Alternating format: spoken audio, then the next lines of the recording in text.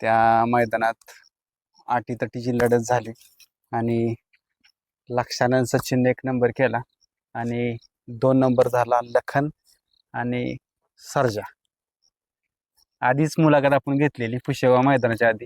तुम्ही सांगितलेलं की 100% पहिल्या 3 नंबरात तरी आम्ही गॅरंटी देतो की सर्जा आमच्यासाठी पळणार आणि त्याने शब्द पाळला आणि 2 नंबरचा मान मिळवला. सर्वप्रथम आपल्या चॅनेलतर्फे सचिनला आणि लक्षाला म्हणजे पुढील वाटचालीत शुभेच्छा आणि हिंद केसरीचा 1 नंबरचा मान पटकवल्याबद्दल त्यांचं हार्दिक अभिनंदन. आणि राहिला आपण 2 नंबरचा मान पटकवला सर्जानं, तर आपल्याला पुसेगावचा गुलाल महत्वाचा होता.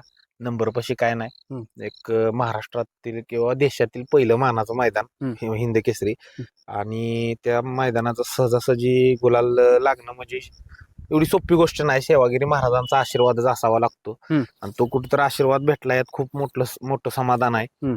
आणि सर्जाने काल जिथे सेमी आपला 9 नंबर तासावरून कडनी काढला, कारण शेवटी त्याच्या अस्तित्वाचा प्रश्न होता सर्जाच्या. बरोबर. कारण की खूप लोकांना माहित नव्हतं की सर्जा कडनी पोहोचतो का नाही, बाहेरनी पोहोचतो का नाही. आणि 7-12ला फायनलला कडनी पळाला तरी काय लोकांचं म्हणणं होतं की तेव्हा पब्लिक नव्हतं, पण पब्लिकचा जिथं जनसमुदाय होता तिथं त्यानं कडनी सेमी पास करून दिला. ती गोष्ट आमच्यासाठी फार म्हणजे अभिमानास्पद आहे. आणि सर्जाकडनं म्हणजे जी आम्हाला अपेक्षा होती ती सर्जानं म्हणजे एक 35 घेतल्यापासून 35 दिवसात त्यानं पूर्ण करून दिली. या आम्हाला पण वाटत होतं की आता नवीन नंदी घेऊ आपण आणि पुसेगावला ह्या वर्षी काहीतरी करून टाकू आपण. तर त्यानं आपलं एक 35 दिवसाचं स्वप्न पूर्ण केलं. मित्रांनो, एक मोठा विक्रम म्हणायला लागेल.